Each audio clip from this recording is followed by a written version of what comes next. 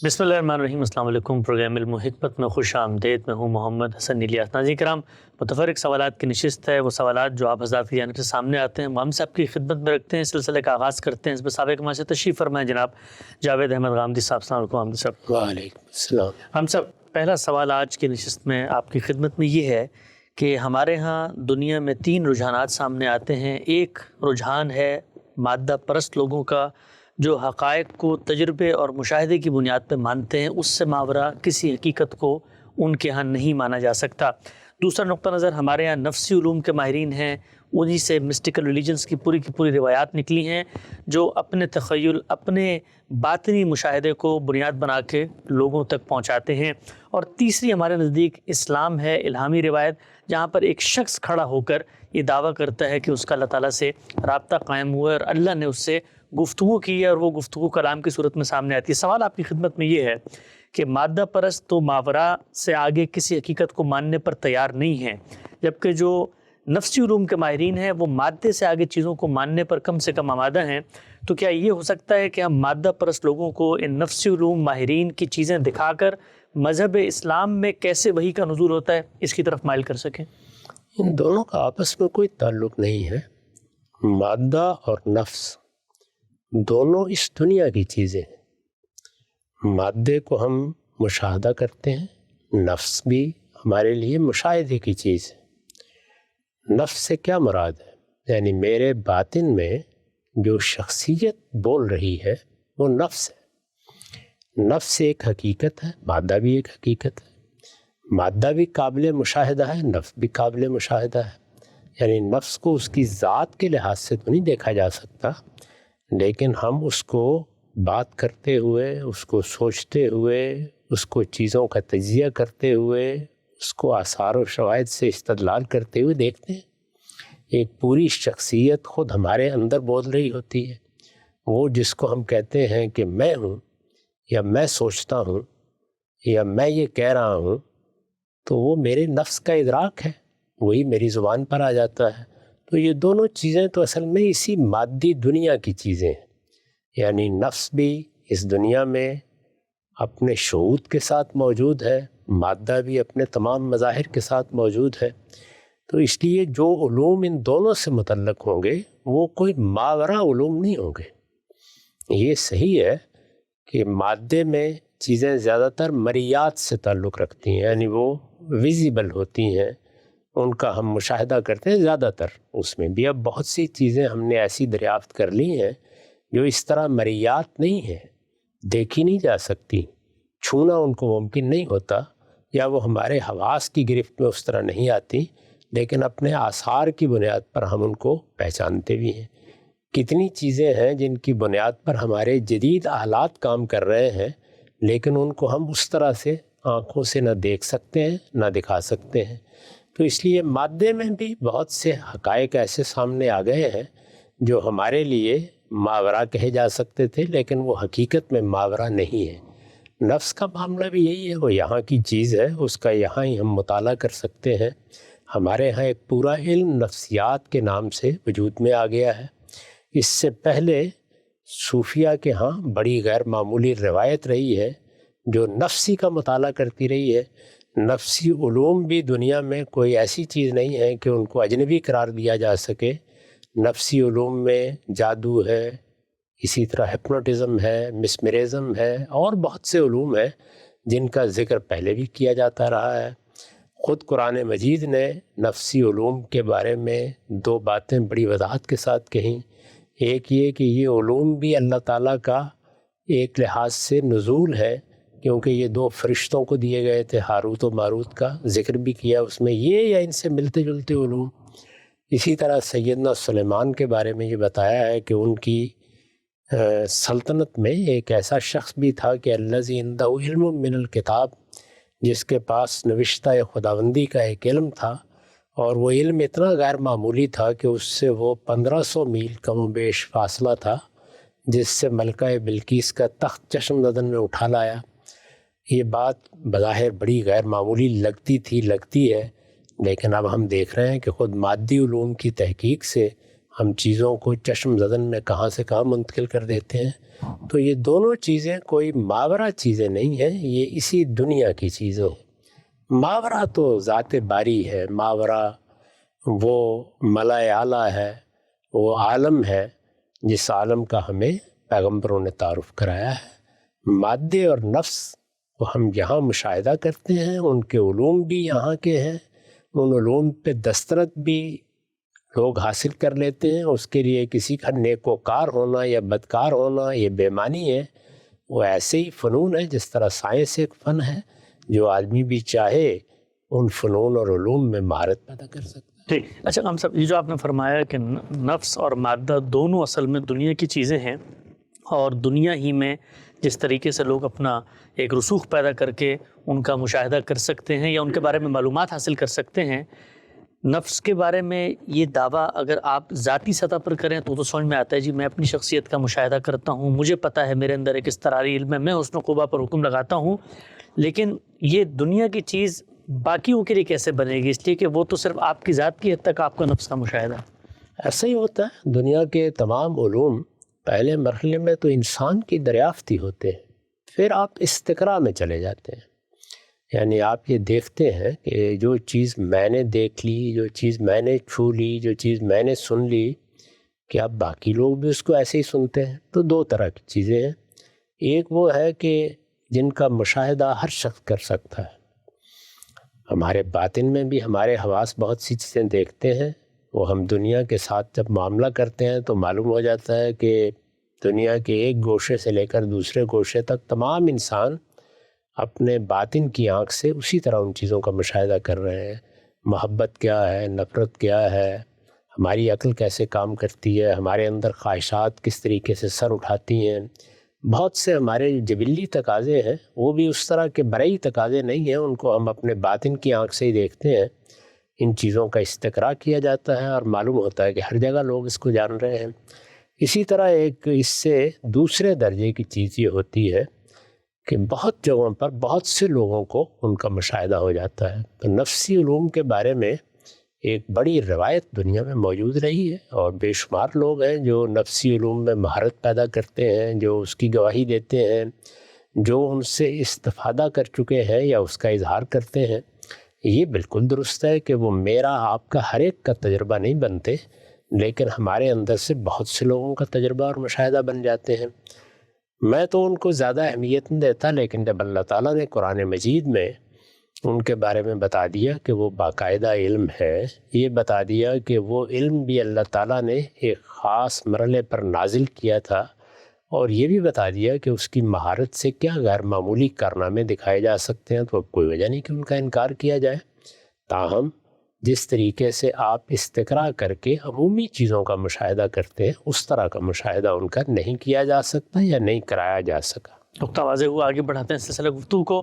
اچھا یہ بتائیے گا ہم صاحب، ایک شخص روئے زمین پر کھڑے ہو کر یہ دعویٰ کرتا ہے کہ میں خدا کا فرستادہ، میں منتخب ہوں، میں چنیدہ ہوں، مجھ تک اللہ کی بات پہنچ گئی ہے۔ اب دو ہی ذرائع ہیں اگر دنیا کے لحاظ سے، مادی اور نفسی، تو ظاہری بات ہے کہیں کوئی لکھی ہوئی چیز تو اللہ تعالیٰ نے کسی میسنجر کے ذریعے ان کے ہاتھوں میں نہیں پہنچائی، بلکہ ایک وجدانی طور پہ یا نفسی طور پہ ہی ان تک القاء ہوئی ہے یا پہنچی ہے۔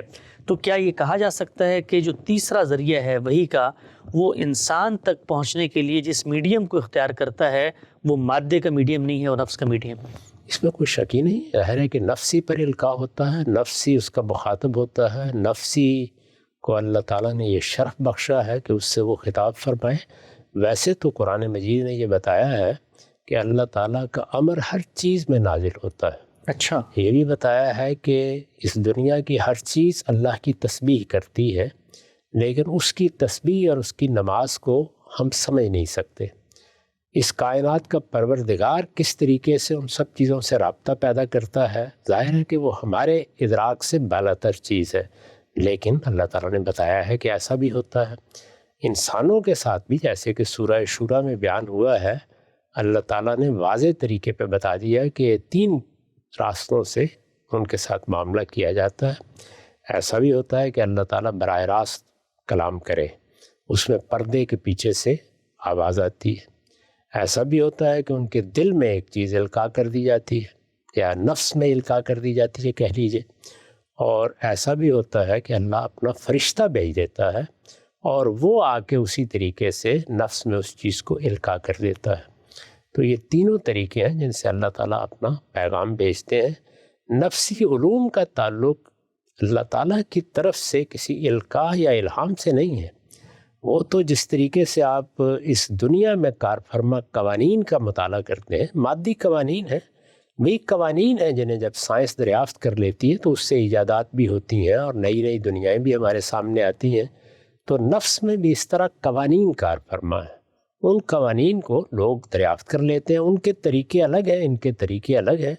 تو یہ دو چیزیں یعنی نفسی علوم اور مادی علوم یہ اس دنیا ہی کی چیزیں ہیں، ان کو وحی کے ساتھ خلط ملط نہیں کرنا چاہیے۔ وحی تو اللہ تعالیٰ کا فیصلہ ہے، اللہ نے کسی بندے کا انتخاب کر کے فیصلہ کیا کہ وہ اس سے بات کرے گا، اور جب بات کرے گا تو کس طریقے سے کرے گا اس کی خود وضاحت فرما دی ہے۔ اس وجہ سے وہاں انتخاب ہوتا ہے، وہاں کسی علم کا ظہور نہیں ہوتا یا کسی ملکے کا ظہور نہیں ہوتا۔ ہمارے ہاں بہت سے مفکرین نے ملکہ نبوت کی اصطلاح اختیار کی ہے، یہ اصطلاح صحیح اصطلاح نہیں ہے۔ یعنی نبوت کوئی ملکہ نہیں ہے بلکہ اللہ تعالیٰ کی محبت ہے، اللہ تعالیٰ کی طرف سے کسی فرد کا انتخاب ہے۔ یہ اللہ کے انتخاب کے نتیجے میں آنے والا الہام یا القاء یا وحی ہے جس سے اللہ اپنا پیغام بندوں تک پہنچاتا ہے۔ تو یہاں معاملے کی نوعیت یہ نہیں ہوتی۔ یہاں تو ہم دیکھتے ہیں کہ سیدنا موسیٰ کو کچھ خبر ہی نہیں ہے، وہ ایک جگہ سے چلے ہیں، رات ہے، سرد رات میں ایک جگہ اپنے اہل و عیال کے ساتھ کھڑے ہیں، تاریکی میں روشنی نظر آتی ہے، وہاں یہ کہتے ہیں کہ یہ مجھے آگ محسوس ہو رہی ہے، میں یہاں جا کے معلوم کرتا ہوں، شاید راستے کا کچھ پتہ چل جائے، یا چلیے کچھ دو انگارے لے آئیں گے، بیٹھ کر تاپ لیں گے، رات بہت سرد ہے، اور یک بے یک انتخاب کر لیا جاتا ہے۔ یعنی یہاں کوئی چلہ، کوئی ریاضت، کوئی تیاری، اس طرح کی کوئی چیز نہیں ہوتی، جبکہ نفسی علوم میں آپ کو اسی طرح کا ریاض کرنا پڑتا ہے جس طرح آپ مادی علوم میں کرتے ہیں۔ یعنی مادی علوم میں غور و فکر کیا جائے گا، تجربات کیے جائیں گے، چیزوں کو صحیح و خطا کے طریقے پر جانچا پرکھا جائے گا، اس سے کوئی چیز دریافت ہوتی ہے یا کوئی ایجاد ہو جاتی ہے، اور یک بے یک پتہ چلتا ہے کہ اس کائنات میں تو یہ راز بھی پوشیدہ تھا۔ نفسی علوم میں دوسرے طریقے اختیار کیے جاتے ہیں۔ تو یہ جس طرح سے غور و فکر کا نتیجہ ہے وہ اسی طرح سے بعض ریاستوں کے نتیجے میں حاصل ہو جاتا ہے۔ یہ جو رات کے وقت ہم سوتے ہیں اور اس میں ہمیں خواب آتے ہیں، تو اس میں ہمارا نفس اصل میں کیا کرتا ہے؟ چیزوں کو تمثیل میں تبدیل کر دیتا ہے۔ تمثیل میں جب وہ تبدیل ہوتی ہیں تو بارہا ماضی، حال، مستقبل کے بعض احوال ہم پر کھل جاتے ہیں، اسی کو آپ خواب کی تعبیر کہتے ہیں۔ ایسی ہی صورت اور بعض چیزوں میں بھی ہو جاتی ہے، تو اس کو اس کے ساتھ ملا کے نہیں دیکھنا چاہیے، نہ ان میں سے ایک سے دوسری پر استدلال کیا جا سکتا ہے۔ وہی، الہام، اللہ کا انتخاب، نبوت، اس سے کوئی تعلق نہیں ہے کہ یہ کوئی علم ہے جو آپ نے سیکھ لیا، یہ کوئی ملکہ ہے جس کا کسی ریاضت سے ظہور ہو گیا، ان میں سے کوئی چیز بھی نہیں ہے، یہ سر خدا کا انتخاب ہوتا ہے۔ ٹھیک، نقطہ آپ نے واضح کیا۔ اچھا ہم سب بعض مفکرین آپ نے ذکر کیا، ہم بھی دیکھتے ہیں کہ علامہ محمد اقبال علیہ رحمہ اپنے خطبات میں خود وحی کے بارے میں لوگوں کو بتانے کے لیے، اس لیے کہ دنیا کے اندر جب بھی آپ کسی کو سمجھانا چاہتے ہیں تو کوئی کامن پوائنٹ آف ریفرنس تلاش کرتے ہیں، اس کو انہی چیزوں کے ساتھ تشبیہ دے کے، جس طرح ایک شاعر کے اوپر الہام ہوتا ہے، ایک شاعر جو ہے وہ ماورا سے کچھ چیزوں کو اخذ کر کے تخیل میں پیدا کر کے دنیا تک پہنچا دیتا ہے، اس سے مماثل قرار دے کے چیز قرار دیتے ہیں۔ تو کیا اس بارے میں بھی نقطہ ہے؟ میں نے عرض کر دیا کہ میں اس کو صحیح نہیں سمجھتا، میرے خیال میں ان کے درمیان کوئی باہمی ربط بھی نہیں ہے، اور اللہ تعالیٰ نے یہ طریقہ اختیار بھی نہیں کیا۔ خود انہوں نے وحی کیا ہے، الہام کیا ہے، اس کے نتیجے میں اللہ کی کیا ہدایت آئی ہے، اس ہدایت کو سمجھنے کے کیا طریقے ہیں، اس کے لیے استدلال کیا ہوگا، یہ سب قرآن میں بیان کر دیا ہے۔ تو میرے نزدیک تو قرآن مجید نے جو طریقہ اختیار کیا وہی طریقہ ہر حال میں اختیار کرنا چاہیے۔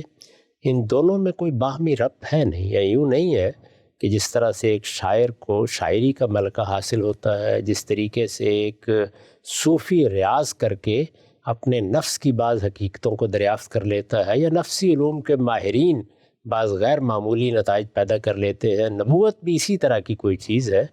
یہ دونوں چیزیں بالکل الگ الگ ہیں. جب الگ الگ ہیں تو ان میں سے ایک سے دوسرے پر استدلال بھی نہیں کیا جا سکتا. ٹھیک نقطہ آپ نے واضح کیا. اچھا ہم صاحب، جو پہلا سوال میں نے آپ کی خدمت میں رکھا تھا کہ دنیا کے اندر ایک بڑا طبقہ اس وقت موجود ہے جو صرف حقیقت کو ظاہر میں دیکھ کر ماننے پر اصرار کرتا ہے، تو ان سے مکالمہ کرتے ہوئے یہ تو ہم کہہ سکتے ہیں نا کہ بھئی دنیا میں دیکھو تم بھی مانتے ہو کہ ایسے حقائق بھی ہیں جو غیر مرئی ہیں، نظر نہیں آتے، اور یہ پوری کی پوری ایک روایت ہے، چاہے وہ صوفیاء کی ہو یا مسٹک ریلیجنس کی، کہ وہاں پر نفسی علوم پر بھی بات کی جاتی ہے. اس کا مطلب یہ ہے کہ کچھ نہ کچھ مادے سے ماورا چیزیں موجود ہیں، اگرچہ دنیا ہی میں ہو، تو ان کو اس پوائنٹ آف ریفرنس کامن پہ تو لایا جا سکتا ہے نا اس کے ذریعے. یعنی آپ یہ کر سکتے ہیں کہ خود مادی چیزوں میں بہت سی چیزیں ہیں کہ جن کا ہم اس طرح مشاہدہ نہیں کرتے، اور میرے نزدیک علم کی دنیا میں یہ نہیں کہا جاتا.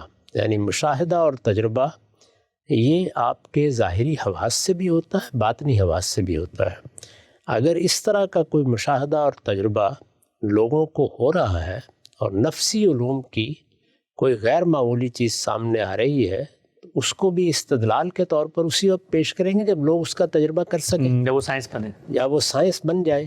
یہ ابھی تک نہیں بنا، ابھی تک اس طرح نہیں ہوا. تو زیادہ سے زیادہ آپ یہ کر سکتے ہیں کہ ایک مثال کے طور پر بیان کر دیں کہ جس طریقے سے یہ علوم ہے، ضروری نہیں کہ ان علوم کو ہم سمجھ سکیں. اور بعض موقعوں کے اوپر جس طرح ایک سائنسدان لیبارٹری میں چیزوں کی تنقیح کرتا ہے، اس طرح ان کی تنقیح بھی نہیں ہو سکتی. ان کے جاننے کے ذرائع بھی الگ الگ ہیں، لیکن وہ ذرائع کیا فی الواقع ہیں؟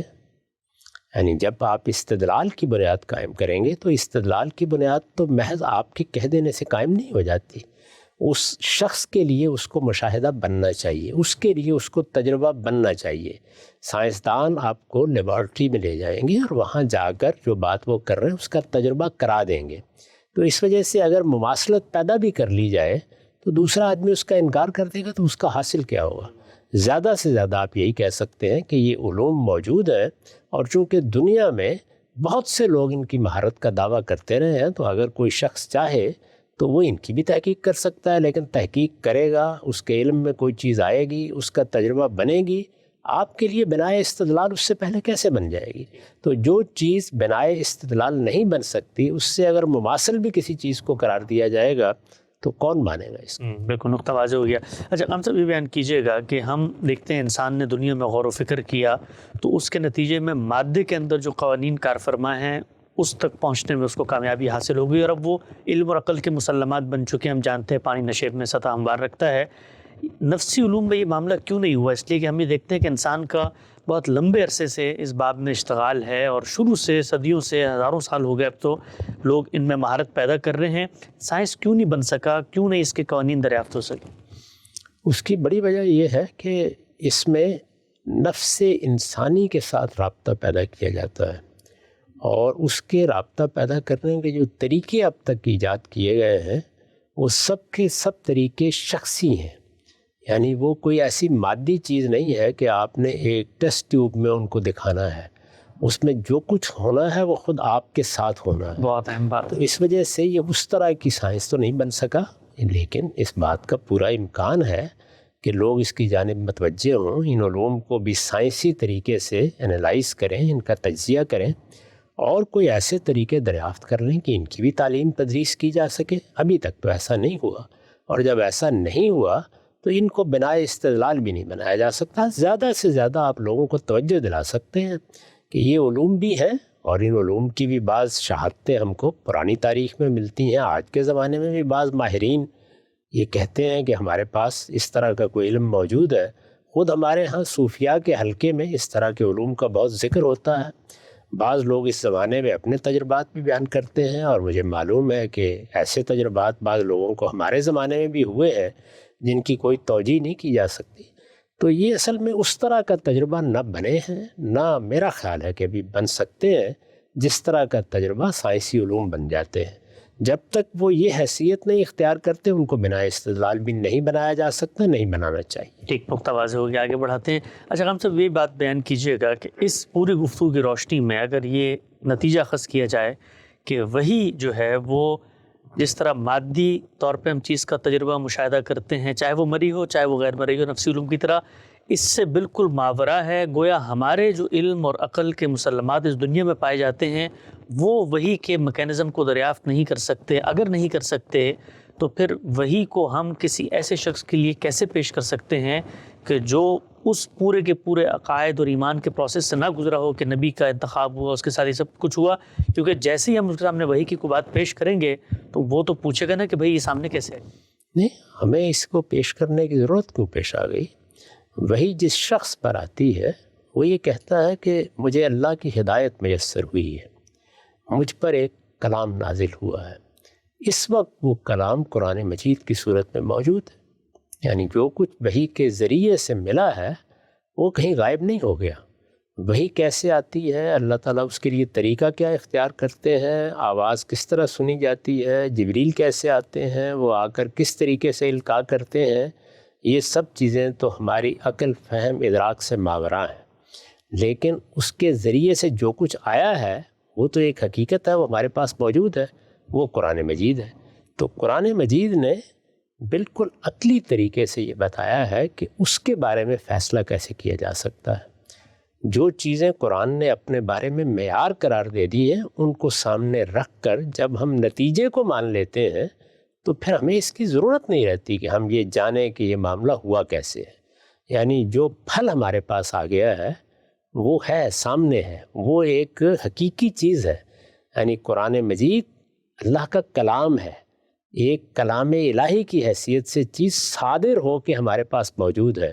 تو جس طرح ہم باقی چیزوں کا مشاہدہ, تجربہ اور ان کی تحلیل کر سکتے ہیں اسی طرح قرآن مجید کی کر سکتے ہیں. تو وحی کا نتیجہ قابل تحلیل ہو گیا ہے. اسی طریقے سے اگر کسی اور علم کا بھی نتیجہ قابل تحلیل ہو جائے گا تو پھر وہ علم سائنس بن جائے گا. اس لیے مذہب کو اس طرح کی ضرورت نہیں ہے کہ وہ وحی کے بارے میں یہ بتائے کہ آئیے ہم آپ کو سمجھاتے ہیں کہ یہ کیسے آتی ہے. اس کو اس کی ضرورت ہی نہیں ہے, کیونکہ وحی کا جو نتیجہ ہے وہ قرآن کی صورت میں موجود ہے اور وہ اپنے استدلال کی بنیاد پر سمجھا اور سمجھایا جا سکتا ہے. بڑا دلچسپ نقطہ صاحب نے پیش کیا. اچھا, اگر اس بات کو ہم مان لیں تو پھر تو اس کا مطلب ہے دنیا کے اندر جتنے مذاہب ہیں, اب ان مذاہب میں سے درست کون سا ہے اس کا فیصلہ اس کے کانٹینٹ کے تجزیے سے ہوگا. تو پھر تو یہ کہا جا سکتا ہے بہت ساری باتیں ہیں جو اپنے نتائج کے اعتبار سے تمام مذاہب میں یکساں ہیں, بنیادی اخلاقیات ہیں, انسانیت کی خدمت ہے, اس طرح کی چیزیں. تو پھر کیا ہم اس بات کو مان لیں گے کہ چونکہ کانٹینٹ کے لحاظ سے بات ٹھیک ہے تو اس کا مطلب وہ بھی کسی پیغمبر پہ آئی ہوگی؟ اس میں تو بڑا سادہ اصول ہے اور وہ یہ ہے کہ پیغمبر کو ایک تاریخی شخصیت ہونا چاہیے. اگر وہ تاریخ سے ماورا کوئی شخصیت ہے تو سوال یہ ہے کہ جو چیز اس کی نسبت سے بیان کی جائے گی اس کو استناد کیسے حاصل ہوگا. اس وقت مذہب کے نام پر جو کچھ پیش کیا جاتا ہے, خواہ وہ ہندو مت پیش کرے, بدھ مت پیش کرے یا دوسرے مذاہب پیش کرے, جو کچھ بھی پیش کیا جاتا ہے اس میں پہلا سوال یہی ہوگا کہ آپ جو پروڈکٹ ہمارے سامنے لا رہے ہیں, یعنی وہی اگر ہوئی ہے, الہام ہوا ہے, اللہ نے کلام فرمایا ہے, تو وہ نتیجہ نکلے گا نا, کوئی چیز سامنے آئے گی, اس کا استناد پیغمبر سے ہونا چاہیے. یہ تو لازمی نتیجہ ہے, ورنہ تو کسی چیز کو بھی آپ عقلی تقاضا بیان کر سکتے ہیں, عقلی تقاضا ہے.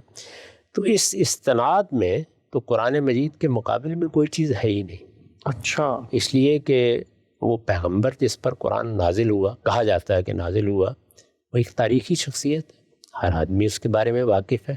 وہ کوئی تاریخ سے ماقبل کی شخصیت نہیں ہے کہ جس کے بارے میں معاصر شہادتیں موجود نہ ہوں.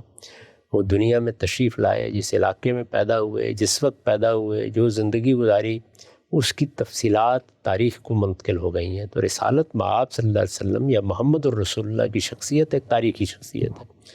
دوسرا یہ کہ جو کتاب ان پر نازل ہوئی, جس کو وہ خدا کی کتاب کے طور پر پیش کر رہے تھے, وہ کتاب بھی ہمارے پاس بغیر کسی شبہ کے پہنچ گئی ہے.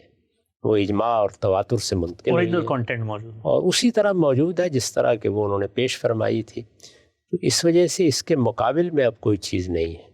اور قرآن مجید کو جب ہم پڑھتے ہیں تو وہ اس راز کو بھی کھول دیتا ہے کہ اللہ تعالیٰ نے کوئی الگ الگ مذاہب نہیں بھیجے. اللہ کا مذہب یا اللہ کا دین جس کو کہا جاتا ہے وہ ایک ہی رہا ہے. آدم علیہ السلام سے لے کر سب پیغمبروں نے اسی دین کی تعلیم دی ہے. محمد الرسول اللہ صلی اللہ علیہ وسلم نے کبھی یہ نہیں کہا کہ میں کوئی نیا دین لے کے آیا ہوں یا میں کوئی نئی دعوت دنیا میں برپا کر رہا ہوں. انہوں نے ہمیشہ یہ بات کہی اور قرآن مجید کے برق برق پر لکھی ہوئی ہے کہ یہ سب پیغمبروں کا دین ہے. اللہ تعالیٰ نے آدم علیہ السلام سے جب نبوت کا سلسلہ شروع کیا اس وقت سے لے کر محمد الرسول اللہ تک ہر پیغمبر نے یہی دعوت پیش کی ہے, یہی ہدایت لوگوں تک پہنچائی ہے, یہی اللہ کی ہدایت ہے. اس کا نام بھی ہمیشہ سے اسلام ہی رہا ہے. یہ لوگ ہیں کہ جو اس میں فرقے پیدا کر لیتے ہیں, وہ پہلے پیغمبروں کی تعلیمات میں بھی ہو گئے, ہمارے بھی ہاں ہو رہے ہیں. تو قرآن مجید نے اس چیز کو بڑی وضاحت کے ساتھ بیان کر دیا کہ اللہ کا دین ہمیشہ سے ایک ہی رہا ہے. اب ظاہر ہے کہ اگر دین ایک ہی رہا ہے تو پھر دعوت بھی ایک ہی ہوگی, پیغام بھی ایک ہی ہوگا, ہدایت بھی ایک ہی ہوگی, جو باتیں اس میں کہی جائیں گی وہ باتیں بھی یکساں ہوں گی. اس سے پیچھے ہمارے پاس جو اللہ کی کتابیں ہیں ان کو جب ہم اس روشنی میں پڑھتے ہیں, یعنی قرآن مجید کی دی ہوئی روشنی میں, تو یہ حقیقت بالکل واضح ہو جاتی ہے کہ ایک ہی دعوت ہے, ایک ہی پیغام ہے, ایک ہی دین ہے, ان میں کوئی فرق نہیں ہے بنیادی طور پر. تو اس لیے میرے نزدیک تو اب اگر وحی کے تقابل میں کوئی چیز پیش کی جا سکتی ہے تو وہ قرآن ہے. وہ خود بھی قرآن ہے, تقابل میں بھی قرآن ہے, اول بھی وہی ہے, آخر بھی وہی. نقطہ واضح ہو گیا. اچھا ہم صاحب, ایک سوال کسی نے پوچھا کہ ہم کسی غیر مسلم کو قرآن مجید دیتے ہیں اور یہی کہتے ہیں کہ اس کے کانٹینٹ کی بنیاد پہ فیصلہ کرو, تو وہ قرآن مجید کو پڑھتا ہے اور قرآن مجید پیغمبر کو کہہ رہا ہے کہ ہم نے بدر میں تمہاری نصرت اور تائید کے لیے فرشتے اتارے تھے اور اس طرح سے تمہیں فتح ہو گئی.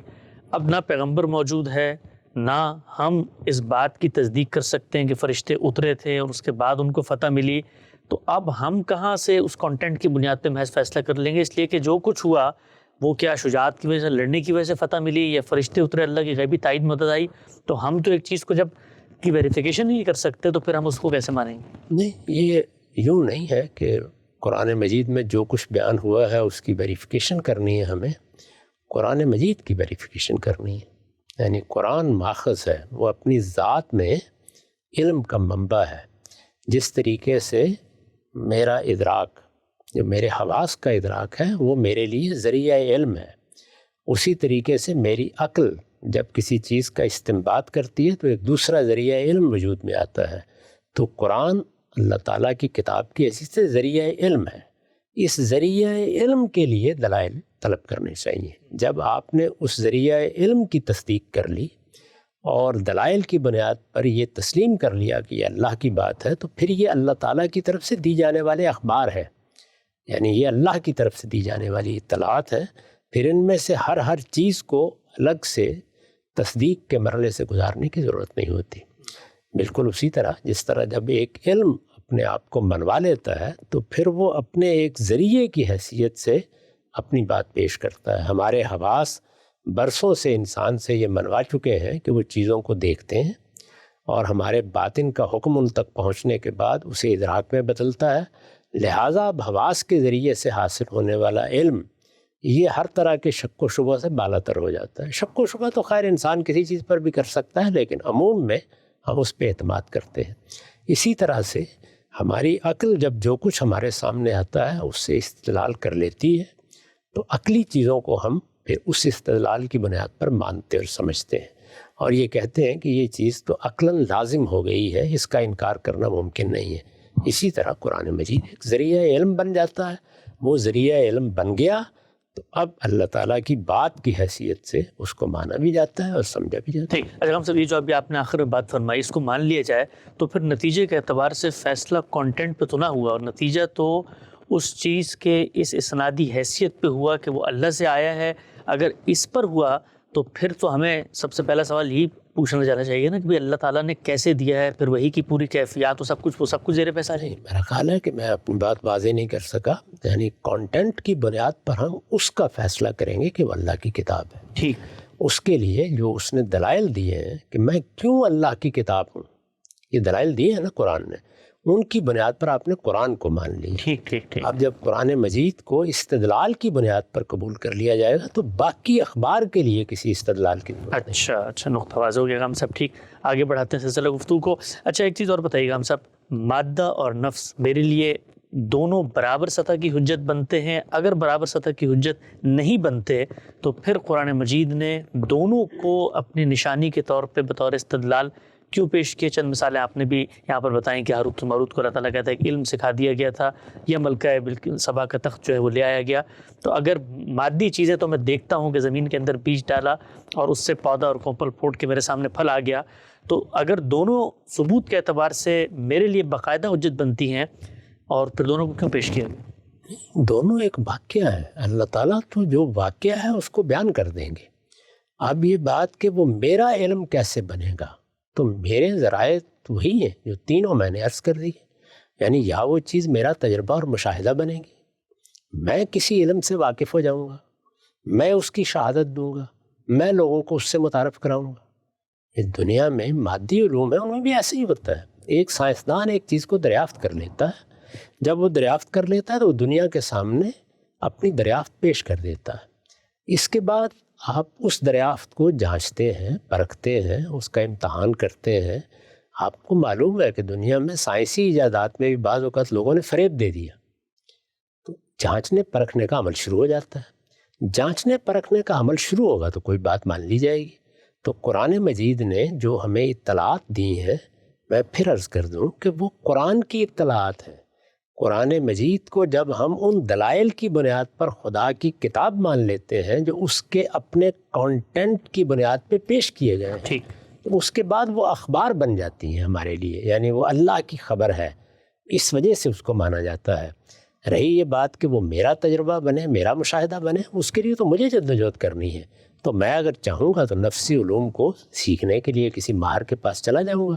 اب بھی اگر مجھے سائنسی چیزوں کے مشاہدے میں جانا ہے تو کیا میں وہ گلی میں چلتے ہوئے مشاہدہ کر لیتا ہوں؟ اس کے لیے مجھے سائنسدانوں کے پاس جانا ہوتا ہے، اس کی مہارت پیدا کرنی ہوتی ہے، وہ علم سیکھنا ہوتا ہے، مجھے کسی معمل میں جا کر، کسی لیبارٹری میں جا کر ان چیزوں کا تجربہ کرنا ہوتا ہے، یہاں تک کہ وہ تجربہ ہزاروں لوگوں کا تجربہ بن جاتا ہے، اور اس کے بعد ہم ان کو سائنسی دریافتوں یا سائنسی حقیقتوں کی حیثیت سے پیش کر دیتے ہیں۔ یہی معاملہ نفسی علوم میں بھی اگر کسی موقع پر لوگ اس کو جانچنا چاہیں گے تو ہوگا۔ اس وقت جو بات قرآن کی بنیاد پہ کہی جا رہی ہے وہ اس لیے نہیں کہی جا رہی کہ اس کا تجربہ ہو گیا، اس کا مشاہدہ ہو گیا، وہ علم ہم نے جان لیا، ہم اس کے ماہر ہو گئے، استقراء سے معلوم ہو گیا، نہیں، وہ اللہ کی خبر بن گیا، اور اللہ کی خبر بن جانے کے نتیجے میں وہ علم کا ایک بڑا ذریعہ ہے جس سے ہمیں پہنچ گیا۔ اللہ کی خبر بنا ہے، کہاں بنا؟ قرآن مجید میں۔ قرآن مجید کو کیوں مانے گی؟ اس کا استدلال الگ ہے۔ بالکل ٹھیک بات ہے۔ تو یہ ترتیب یوں رکھنی چاہیے کہ قرآن مجید جن دلائل کی بنیاد پر اللہ کی کتاب مانا جاتا ہے وہ الگ دلائل ہیں۔ ٹھیک، ان دلائل کو جب آپ نے سمجھ لیا، جان لیا، مان لیا کہ یہ اللہ کی کتاب ہے، تو اب اللہ کی کتاب کا حرف حرف ہمارے لیے وہ صحیح خبر ہے کہ جس کے سوا کوئی اور چیز ہمارے لیے قابل التفات نہیں رہتی۔ ٹھیک، نقطہ بالکل واضح ہو گیا۔ ہم سب دو چار کی طرح آخری سوال آج کی نشست کا وہ آپ کی خدمت میں یہ ہے کہ مادے کے اندر انسان نے جب غور و فکر کیا تو اس سے یہ دنیا کی چکا چوند اور سائنس کی ترقی ہمارے سامنے آتی ہے۔ نفسی علوم کے اندر جب انسانوں نے غور و فکر کیا تو ہم نے دیکھا کہ باقاعدہ متوازی ادیان اس سے وجود پذیر ہوئے، خود مسلمانوں کے اندر ہوں یا باقی مسیحیت کے اندر ہوں، جو لوگ اس طریقے سے اپنے نفس کی جس کو آپ کہتے ہیں اعماق میں اترے، تو انہوں نے پورے کے پورے ایک وجدانی تصورات، ایک ماورائی تخیل پہ مبنی چیزیں پیش کی، چاہے وہ عالم مثال کی چیزیں ہوں۔ تو اس میں کیا نقطہ نظر ہے آپ کا کہ اللہ تعالیٰ کے ہاں چونکہ ایک اسکیم بھی جاری ہے، شیطان بھی اثر انداز ہوتا ہے، تو مادے میں تو شیطان اثر انداز ہو نہیں سکتا۔ یہ میرے پاس میز ہے، اس میں قوانین کار فرما ہے، کیا شیطان کی طاقت نفسی علوم میں زیادہ ہوتی ہے بنسبت مادے؟ یہ نفسی علوم میں زیادہ ہوتی ہے، اس لیے کہ نفسی علوم میں خود نفس کے ساتھ جس طرح فرشتوں کا رابطہ ہو جاتا ہے، اسی طرح شیاطین جن کا رابطہ بھی ہو جاتا ہے، اور نفسی علوم میں اس کا بھی بڑا اندیشہ ہوتا ہے کہ خود نفس بعض مغالطات پیدا کر دیتا ہے۔ میں نے اسی لیے مثال دی کہ ہمیں جو خواب آتے ہیں، رویا دیکھتے ہیں ہم، ان میں خود نفس تمثیلات پیدا کر دیتا ہے۔ یہ تمثیلات بعض موقعوں پر ایسی غیر معمولی ہوتی ہیں کہ انسان کو اپنی گرفت میں لے لیتی ہیں، لیکن ان کی حقیقت اس کے سوا کچھ نہیں ہوتی کہ ہماری اپنی تمنائیں، ہماری اپنی آرزوئیں، ہماری اپنی امنگیں، ہمارے وجود پر گزرنے والے احوال، وہ ہمارے ہاں ایک تمثیل کی صورت اختیار کر لیتے ہیں۔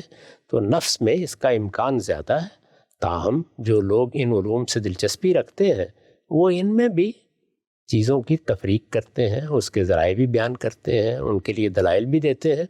یہ علوم اس طریقے سے ہر شخص کے علوم نہیں بن سکے۔ جب نہیں بن سکے تو ظاہر ہے کہ کسی ماہر آدمی کے ذریعے ہی سے آپ ان سے واقف ہوتے ہیں، اور واقف ہو جانے کے بعد بھی اگر وہ آپ کا اپنا تجربہ نہیں بنے، آپ کا اپنا مشاہدہ نہیں بنے، تو شک و شبہ کی گنجائش باقی رہتی ہے۔ آخر ہم جو رویا دیکھتے ہیں یا خواب دیکھتے ہیں وہ بھی میرا تجربہ ہوتے ہیں، وہ آپ کا تجربہ ہوتے ہیں۔ آپ اپنے تجربے کو بیان کر سکتے ہیں کہ آپ نے یہ چیز دیکھی ہے، آپ اپنا خواب مجھے نہیں دکھا سکتے، میں اپنا خواب آپ کو نہیں دکھا سکتا۔ تو نفس پر گزرنے والے احوال رہتے شخصی ہیں۔ جب وہ شخصی ہیں تو ظاہر ہے کہ ان کا اس طریقے سے علم بن جانا ممکن نہیں ہوتا جیسے مادی علوم علم بن جاتے۔ ٹھیک، نقطہ واضح ہو گیا۔ مادی علوم، نفسی علوم اور وحی کا علم، ان تینوں میں کیا جوہری بنیادی فرق ہے، اور قرآن مجید جب ہم تک پہنچتا ہے، وحی کی بنیاد پہ پہنچتا ہے، ان علوم کے مقابل میں اس کی صداقت کا فیصلہ کیسے کیا جائے گا؟ ہم صاحب سے گفتگو ہوئی، وقت یہاں پہ ختم ہوتا ہے، دوبارہ حاضر خدمت ہوں گے، اب تک آپ کو بہت شکریہ۔